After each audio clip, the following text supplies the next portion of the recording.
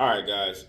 Where you carry your firearm is very important. It determines how fast you can get to it and in emergency situations. But let's jump right into it. Most people carry weapons where they've seen other people carry. Today, this video is going to be based about where people carry, using the clock positions, and we're going to jump right into it. The first thing we're going to jump into is our 12 o'clock slash appendix carry. So primarily when we talk about the appendix carry or carrying at 12 o'clock position, we talk about carrying it right here in the front. If you know anything about your anatomy, your appendix is on your right lower side, so it's probably about right here. This is the 12 o'clock position right here. As you can see, it's concealed pretty nicely, and whenever there is trouble, you just pull back your shirt and then you lift straight up. Again, this is often thought of as the fastest form of unconcealment because it's just right there in your face. Not only that, the only cons that you really have to worry about is a little bit of mobility. Depending on your body type, if you have a large fupa or if you have a big belly, carrying in this position may not be comfortable for you. You also have to think about, can you sit down like this? Can you ride in the car? Can you pick something up? So these are things you may want to worry about, especially with your concealability. I know that when I carry, I tend to like it. Right now it's at a 12 o'clock position for this video. But when I carry it, I tend to have it at a 1 o'clock. Now, for my personal enjoyment, I like to carry at probably maybe like a 1:32 o'clock position, just because I feel like that gives me all the space I need to be able to draw down comfortably. So again, it's all about what feels comfortable to you.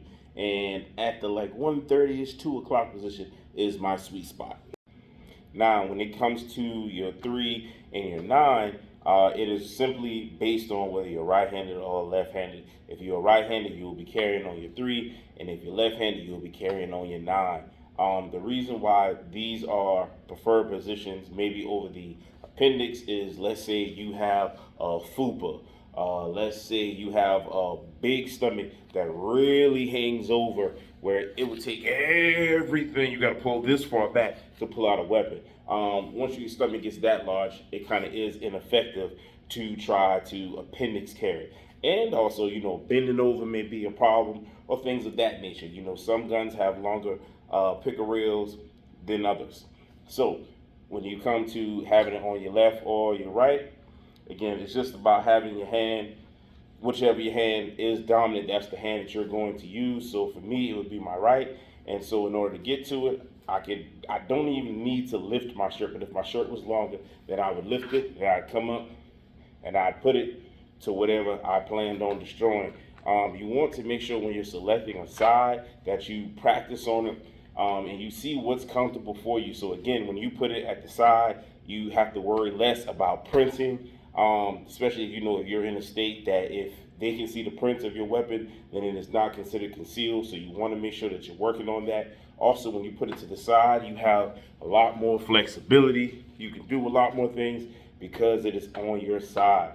The only hang up about this is sometimes when you're getting into the car and you're carrying, your seatbelt is going to be on this side. And so it can be a little hang up of, just getting in. And for me, when I sit down, it overlaps onto my seatbelt, and it would kind of make it a lot more harder for me to put and wear a seatbelt comfortably. That's the only cons that I can think of about carrying it on. When you carry at your 6, it is the slowest reaction time because you're going from all the way behind the small of your back to coming back around.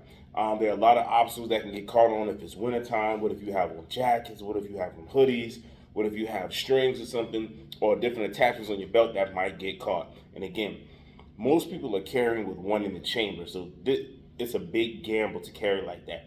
Not only that, one of the biggest concerns of carrying behind your back is that if you fall, can potentially be paralyzed. You can potentially be hurt because again, when you're carrying at the 12 o'clock, it is really right here at the small of your back on your spine, and these things are hard metals.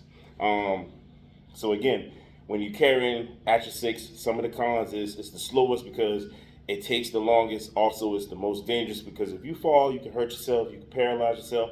The next thing that I haven't gotten into, if you're going to carry at your 6, you have to get a holster that is for your opposite hand. So, for example, when I am carrying, I'm right-handed, and when I am carrying at my 6, I need to have a left-handed holster because, again, if you look back at this, you see that I need to pull this holster in order to get it out. In order to get this weapon out, I need to pull it with my left hand. I am right-handed. So I need to make sure that I have a left-handed holster so it will turn the opposite way. So for those of you guys who need a visual presentation, here we go.